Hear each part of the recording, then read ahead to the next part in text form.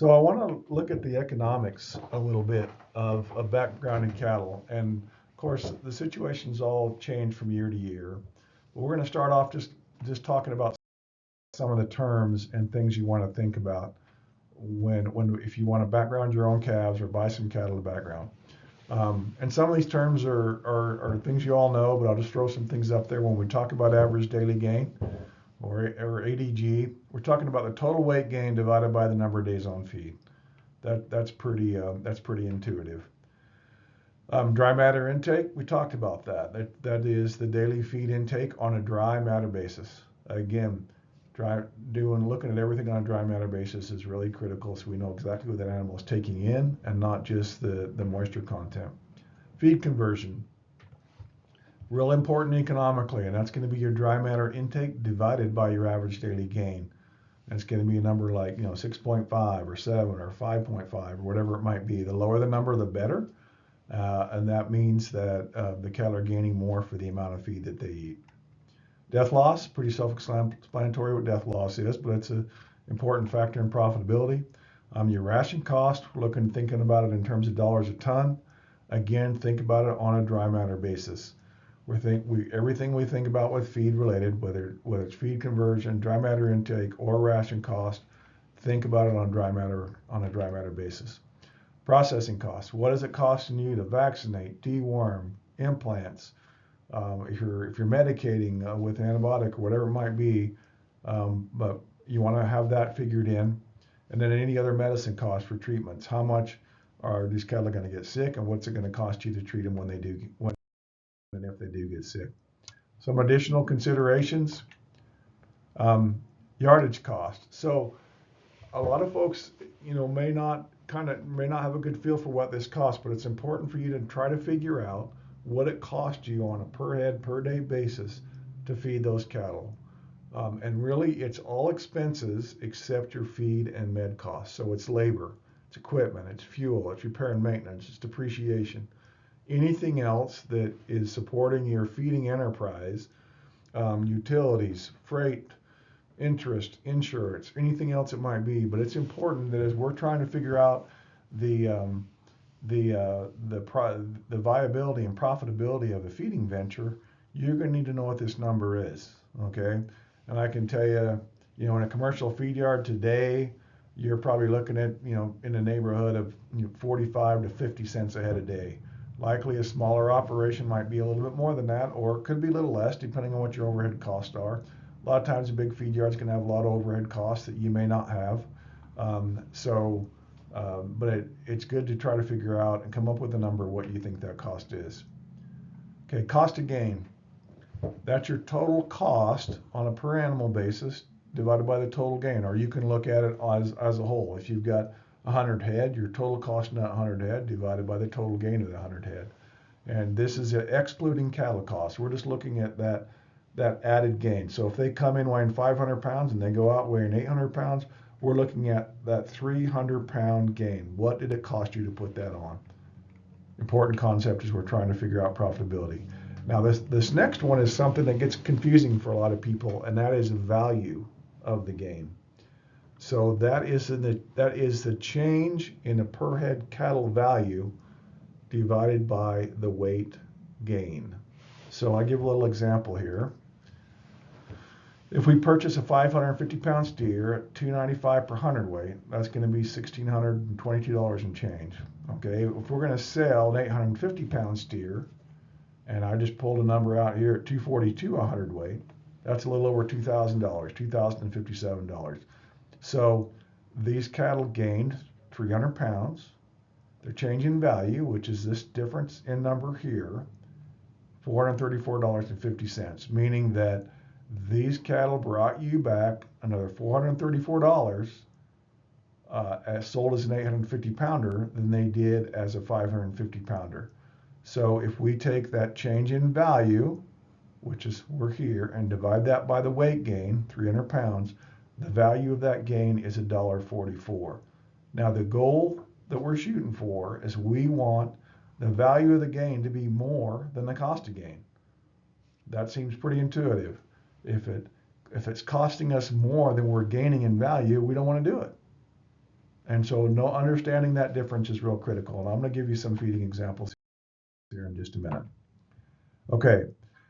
Anytime you're selling cattle, I think a lot of y'all know this, but the slide that cattle are worth less per pound as they get heavier. And I'm sure all of you have noticed that slide over the years is sometimes wider than others. Say the difference between a 5-weight and a 6-weight steer, some years that difference or slide is more than it is other years. In general, our slide decreases as our corn price increases, or the slide is going to decrease as feedlot cost goes up. Bottom line being, heavier cattle do not eat as much corn to get fat. So put it in another way is it's cheaper for the cattle feeder to buy the weight from you than it is for him to put the weight on in the feed yard. Now, when corn's cheap, then it's cheaper for him to put the weight on than it is to buy the extra weight. And that's when the slide is wider, or they're willing to pay a little more for lighter cattle, if that makes sense. Okay, and the in cost or value, really you're talking about starting weight. Typically, most cattle purchased off the ranch that have not been on feed are around 2% shrink, so you're going to want to figure that in your starting weight when you're figuring up our cost. So it'll be 2% shrink by the purchase price. That gives you your total value. We want, if you're purchasing the cattle, make sure you include the freight delivered to your place. Otherwise, we want to look at an opportunity cost. If you're just retaining your own calves, what would you have sold your calves for? And that should be your starting point. Not what you have in them, but what you would have sold them for. And then sale price, typically cattle coming out of a background yard or they have been on feed, they're bigger, they're going to have a bigger rumen, it's going to hold more feed, and so we typically shrink those cattle a little bit more. But for the sake of us doing an analysis or a break even on the cattle, which we'll do here in just a minute, we're looking at an actual or an estimated sale weight, and then we won't include any freight on that because we're going to assume that our seller is going to pick up the cattle at the yard. If that's not the case, then we need to figure that in. Okay, so some things that affect cattle feeder or calf and feeder cattle pricing. So what the person who is buying the cattle from you, or if it's you buying the cattle, what are you thinking about in terms of what you're willing to pay for an animal? And this is important if we're going to try to forecast what we think. If we're going to retain our calves, we need to forecast what we think those calves are going to be worth in 3, 4, 5 months down the road. And so some things to think about. First of all, just simple supply demand. What affects supply demand? Well, there's a cattle cycle. It's a multi-year cycle, and really it's based on cow numbers. Cow numbers go up or go down as there's less profitability in a business. They go up when there's more profitability in a business. These things don't happen in a few months or even in a year. The supply demand change usually takes a few years to change. So right now, for example, we are in a very tight cattle supply market. So generally speaking, we're in a tight, the demand is tight, the supply is tight, and there's big demand for calves. So that's why you're seeing the kind of prices that you are. Other thing that affects supply is supply demand can also be seasonal. So within that overall cattle cycle, we can see some seasonality to it. This isn't always true, but typically, particularly in the West, you're looking at lower calf prices in the fall. Just because there's a lot of calves available, they have to get on a truck and go somewhere. And if there's a lot of them available, you're gonna try to buy them cheaper if you're a buyer. Sometimes you can see a little bump in the late fall or early winter if there's good grass conditions, be it on wheat pasture or winter grass in California or wherever it might be. And this year might be kind of interesting. It's been really dry in a lot of wheat country in the middle part of the country, but it's supposed to get some good rains here, I think, pretty quick. That could make a big difference because wheat pasture is a great way to put weight on cattle, especially particularly light cattle right off the cow, if it's available, but it definitely requires moisture to get that going. So that's not always there. Okay, they're also looking at cattle futures. So buyers are looking at buying your cattle, or when you're looking at projecting what a sale price would be, are looking at potential sale prices. So if you're buying feeder cattle, or for feeder, you want to look at feeder cattle futures. You're looking at 3 to 4 months down the road from weaning time. Okay, so if you're weaning your calves now, you're looking at either the March or the January or March feeder. That kind of gives you on the cattle futures. That kind of gives you an idea of what those cattle might be worth 3 or 4 months down the road. If you're looking at selling live cattle or fed cattle, and you want to finish them, then you're looking more like 8 or 9 months down the road. So for weaning the calves now, we're going to want to see, okay, what does the June or the August live cattle look like? Um, and an increase in live cattle prices just about always causes an increase in feeder cattle prices as well. And the other is corn futures. Corn is certainly the largest cost in feeding cattle. So as corn price increases, you'll typically see a decrease in feeder cattle prices. So feeder cattle really rely on what's going on with the live cattle market and also the corn futures. One rule of thumb here with corn, it's kind of good to remember, is a 10 cent a bushel move in corn, and these are ballpark numbers, but they're a little easier to remember. I rounded them off. So 1 10 cent a bushel move in corn will increase the ration price about $7 a ton in a feedlot. That increases your cost of gain about $2 a hundredweight. That equates to about $16 a head on a steer, or about $3 per hundredweight on a 500-pound steer. So as you see corn go up and down, you can figure that's about a $3 a hundredweight swing on your steers. Very tight relationship here.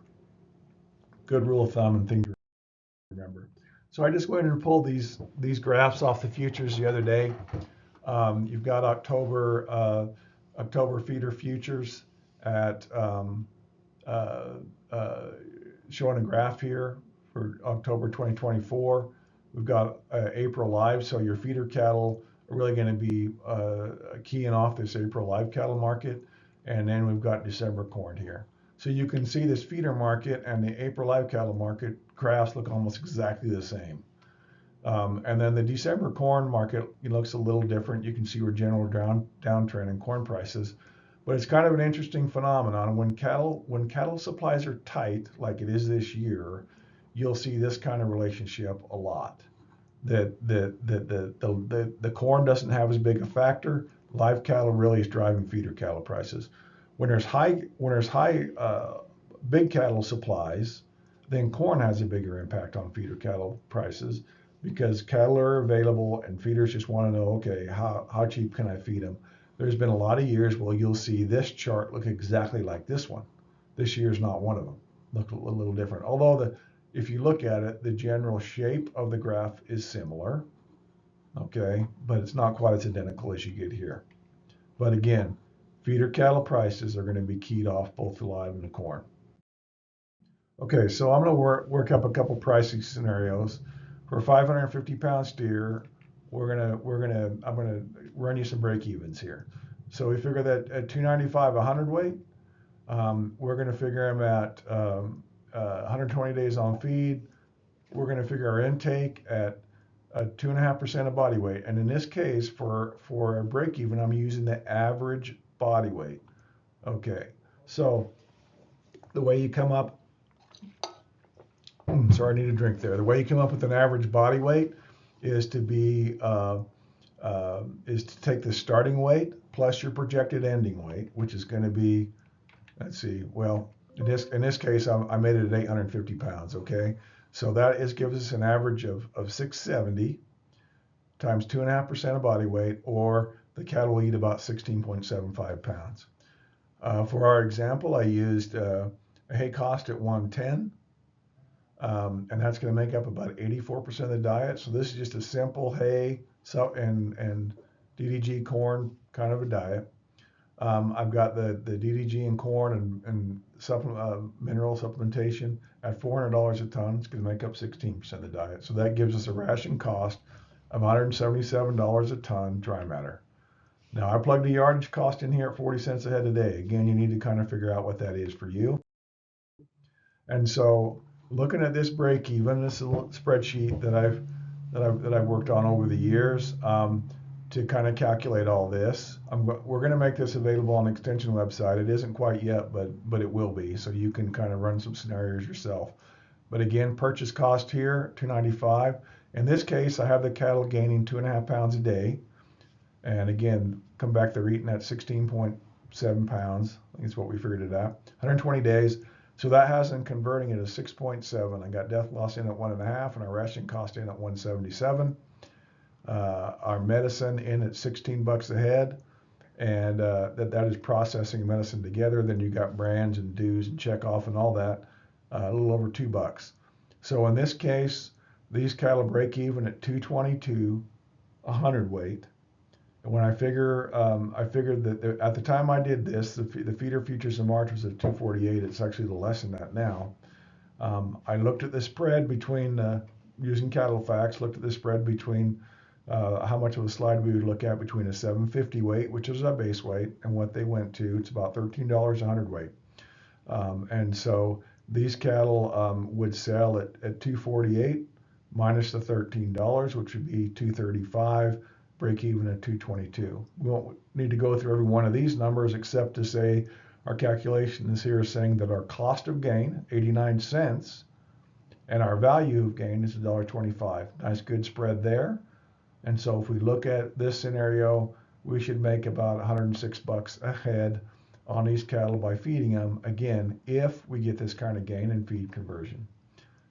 Next scenario, same set of cattle, everything's the same, except I've just got them gaining 2 pounds a day instead of 2.5. They're eating the same amount of feed, so that makes our conversion not quite as good at 8.4. If you remember, the other one was 6.7, if I remember correctly.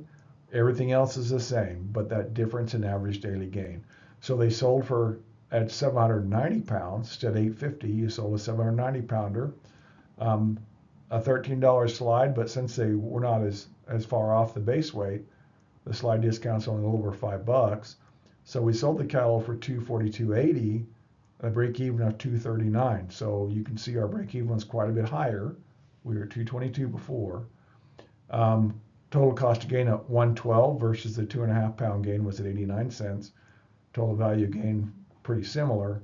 So in this case, the cattle made a little over $26 per head of the lower gain. So just to compare these, 2 pound gain versus 2.5, outlay to 790 versus 7 or 850.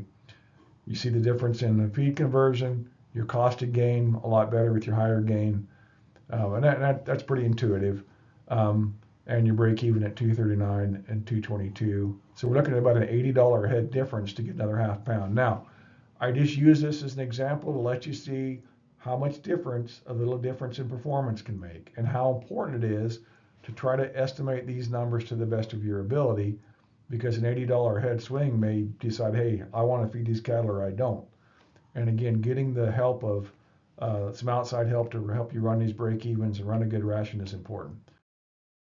So just to give you an idea of the sensitivity of this analysis to ration cost, in this case, I increased the ration cost from a 177 to 207. So I took it up $30. Used the same 2.5 pound gain. So all this is the same, but that took our cost of gain from 89 cents to $1. Value gain doesn't change because of the way we sold the cattle. Our break even went up to 226. And a P&L of 76 bucks or 30 bucks a head less than what we had than what we projected with the lower ration cost. So again, ration cost is critical, and estimating it to the best of your ability is pretty important rather than just swagging it. Also show you a little difference in what death loss makes. We had them in at 1.5%. If we went with the same 2.5 pound gain scenario, if I plugged them in at 5.5%, took our cost of gain from 89 cents up to 111. Our break even from 222 to 230, and our P&L all the way down to $41 versus 106 that we figured before. So again, important to control this as much as you can, obviously, but also there's a lot of factors in feeding cattle and being profitable, and you want to try to project what you're going to do before you ever make the decision to feed them. So just in closing, some market information that's available. There's market information on the USU Extension site. You can look at this the website here, and we'll make this available to you. There's also free information on the USDA site, and there's some other sources of information. I know there's more than just these. I'm not getting paid by any of them, but there's Cattle Facts, there's DTN, there's Livestock Market Information Center, all of which are paid to give you as much market information as they can. All of them are good and have good value. You can get some of that same information free from these two sources as well. So with that, we'll wrap it up. Again, I'm just going to leave that on the screen, but you can get a hold of me or email me at david.sechrist@usu.edu. Happy to visit with you about backgrounding some cattle if you have a desire to do so. Thank you.